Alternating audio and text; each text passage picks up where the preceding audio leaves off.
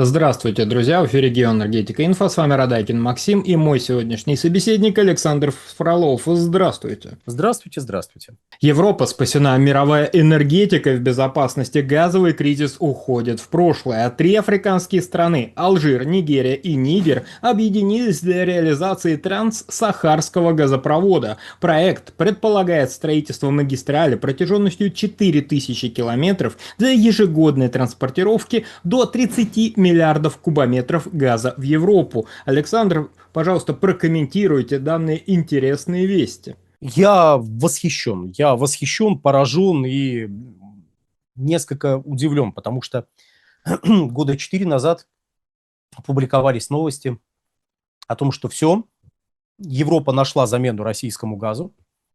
И, по-моему, мы даже на этом канале эту новость комментировали, потому что эта новость была тоже связана с Нигерией. Тогда, правда, предполагалось строить газопровод. Как бы вам так описать? Я надеюсь, сейчас ловкий монтажер покажет карту Африки, где будет отмечена Нигерия. Короче говоря, от Нигерии вдоль побережья, так вот по западного побережья, к Марокко. И уже от Марокко каким-то образом газ требовалось доставлять в Европейский Союз. Как дела? Вот хочется спросить из 26 года, как дела с этим потрясающим проектом, который уже спасал Европейский Союз? Но новый проект короче. Тот предполагал строительство трубы протяженностью более 5500 километров. Тут труба всего 4 с небольшим, 4 с небольшим тысячи километров. Это гораздо меньше. И по этой трубе предполагается прокачивать 30 миллиардов кубов. Для понимания масштабов. Нигерия добывает около 50 миллиардов кубов и экспортирует, примерно 18-19 миллиардов кубов. То есть, по сути, Нигерии нужно увеличить добычу на 30 миллиардов кубических метров. Хотя бы. У меня вопрос. Сейчас я постараюсь его максимально дипломатично задать.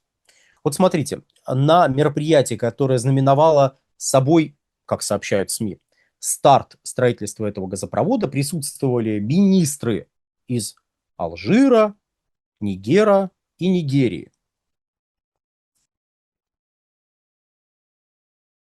Кого нету в списке тех, кто, по-хорошему должен присутствовать на такого рода мероприятиях? Давайте я вот сейчас буквально пару секунд помолчу, а вы напишите в комментариях, как вы думаете, вот кого нету в этом списке? По крайней мере, я не нашел упоминаний. Не нашел. Еще раз, может быть, я плохо искал.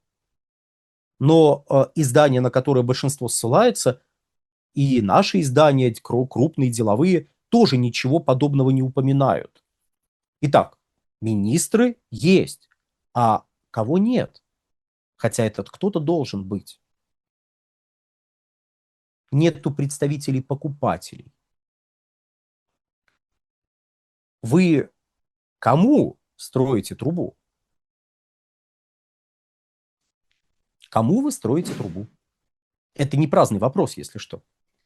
Страны могут встречаться, жать друг другу руки, надувать щечки и все такое прочее. Но представьте себе, вот министр энергетики России, министр энергетики Германии встретились, пожали друг другу руки и начали строить газопровод «Северный поток».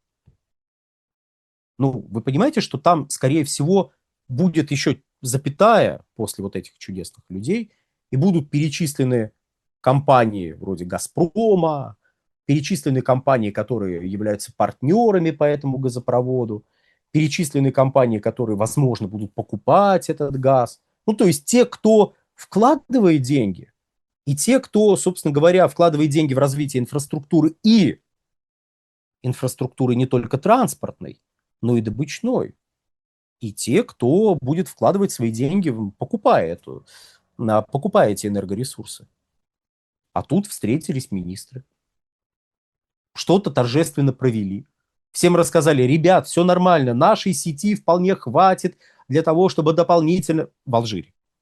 Хватит уже имеющейся сети, чтобы дополнительно 30 миллиардов кубов принимать и...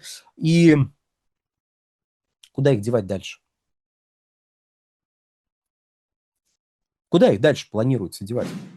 Ну, нет, я прочитал. Они говорят, ну, на наши экспортные терминалы, видимо, по сжижению газа, и в трубу, которая идет в Европейский Союз.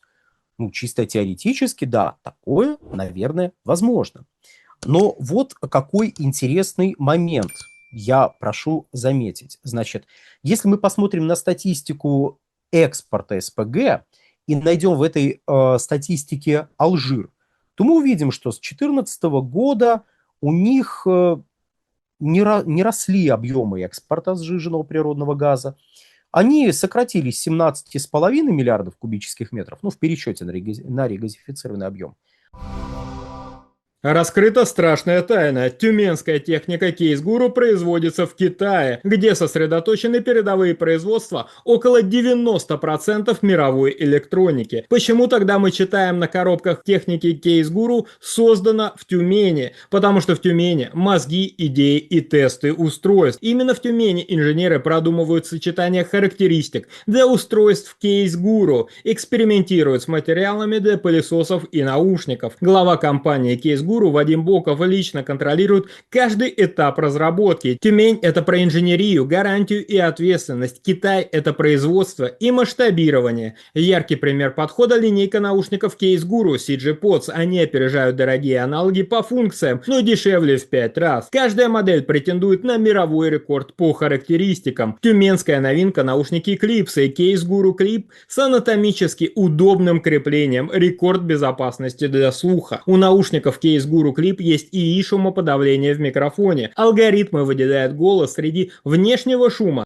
Кристальная слышимость даже в метро или аэропорту. Мировой рекорд неубиваемости у Case Guru X. Стойкие наушники с прочным кейсом из авиационного алюминия. Выдерживают до 220 кг нагрузки. Еще одна модель Case Guru Sport. Универсальные наушники для любых ушей. Подходят для 98 различных типов ушей благодаря своему креплению. Купить легендарные тюменские наушники-рекордсмены можно по QR-коду на экране или по ссылке в описании. Забирайте наш промокод GEO26 на скидку до 1000 рублей. Установите приложение Case Guru и получайте больше скидок и бонусов. Сразу после установки целых 500 бонусов уже на счету. Они сократились до примерно 16 миллиардов кубических метров. Хотя, да, были колебания почти до 18 миллиардов кубов. В отдельные годы поднимались. В другие годы снижались поставки до 14 миллиардов кубических метров. У Алжира есть дополнительные какие-то экспортные мощности, ну, раза хотя бы в 2 превышающие этот объем. Ну, смотрите, к вам заходит в систему 30 миллиардов кубических метров, которые вы, по идее, должны дальше отправить неким покупателям, которые почему-то решили не афишировать себя, не афишировать свое присутствие, но вы решили отправить неким покупателям в Европейский Союз через терминал. Ну, давайте предположим, 50 на 50. 50% через терминал, 50% через трубу. Кстати, а давайте мы посмотрим, а сколько Алжир поставляет по трубе.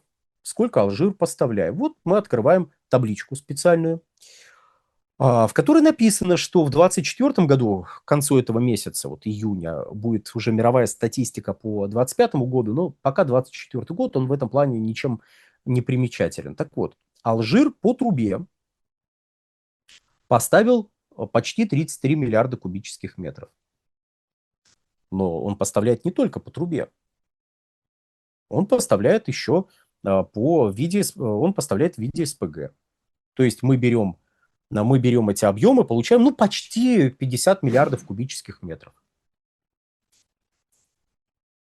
У меня вопрос.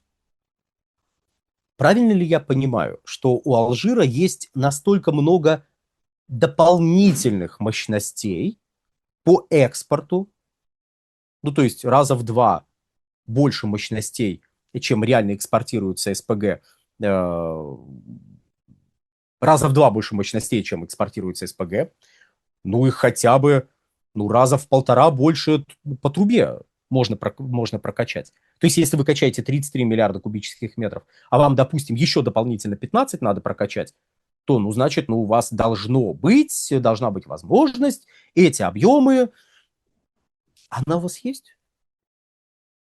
Это не праздный вопрос. Потому как наличие контрактов предопределяет наличие гарантий возврата средств, вложенных в транспортную инфраструктуру и в добычную инфраструктуру. То есть, если вы идете в какой-то банк, если только вы не из кармана достали деньги, кинули, строите, вы идете в банк, говорите: ребят, есть проект. На ваш проект смотрят, говорят: отличный проект, шикарный, давайте воплощать в жизнь. Но мы хотим иметь гарантии, что вы не просто трубу построите, но вы реально будете эту трубу загружать газом, а загружая ее газом, вы этот газ будете куда-то продавать. То есть не просто газ закачали и ждем, когда же кто-нибудь этот газ купит. А вы буквально будете этот газ продавать. Я, завершая, замечу следующее. 30 миллиардов кубических метров – это меньше, чем Россия поставила в 2025 году в Европейский Союз. 30 миллиардов кубических метров – это недостаточно, чтобы просто заместить поставки из России. Но, с другой стороны, Европейский Союз ведь говорит, что он будет отказываться от ископаемого топлива, что ему не нужен природный газ, что с 50-го года ни единый кубометр природного газа не будет применяться для производства электрической энергии. Вот и ответ на наш вопрос, все нормально. Не надо замещать полностью российские поставки. Тем более, смотрите, там еще из Азербайджана миллиардов 10 придет. Вот 30 миллиардов из Нигерии, 10 миллиардов из Азербайджана. И вот те самые 38 миллиардов, которые поступили в 2025 году из Российской Федерации, успешно замещены. Прекрасно, аплодируем. Можно даже представить, что мы аплодируем стоя. Но вы точнее собираетесь построить трубу протяженностью 4000 километров. Вы почему-то не строите СПГ-заводы на территории Нигерии, хотя, по идее, исходя из неких таких соображений, что вам мешает построить СПГ-завод на своей территории, если у вас есть покупатель, и покупатель, допустим, готов брать с этого завода те самые 30 миллиардов кубов в год. Или покупатели готовы. Зачем вам строить такую трубу? Дешевле ли будет труба? Да, конечно, дешевле. Но к 50-му году потребление газа, я не утверждаю, что так будет, но ваш целевой рынок говорит, что так будет. Вы ему не верите? Вы строите трубу, чтобы прокачивать в том числе по некой существующей ли инфраструктуре газ из Нигерии, через Нигер и Алжир в Европейский Союз, и еще сжижать какие-то объемы. Так вот, то, что вы будете прокачивать по трубе, этот объем, он как?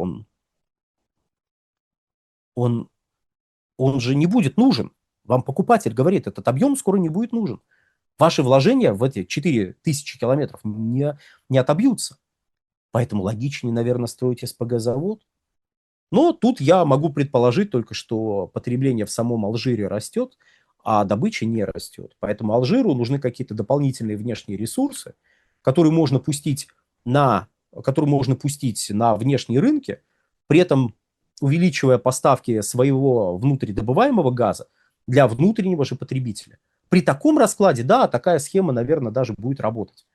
Потому что, в принципе, если большая часть алжирского газа, который сейчас идет по трубе, будет оседать в самом Алжире, предположим такое, тогда да, газ из Нигерии будет поставляться в Европейский Союз. Но кто покупатель? Кто покупатель этого газа? В общем, как и в прошлый раз, Нигерия опять готова спасти Европейский Союз. Полагаю, получится не хуже, чем получилось в прошлый раз. На сегодня все. Всего хорошего. Александр, большое спасибо за комментарий, друзья. Подписывайтесь на наш канал в Телеграм. Ссылка будет в описании и закрепленном комментарии. Там же будут реквизиты для желающих финансово поддержать наш проект, чтобы мы и дальше также бодро вещали на всех площадках без монетизации исключительно благодаря вашей финансовой поддержке на спонсор.ру. Спасибо, до новых встреч.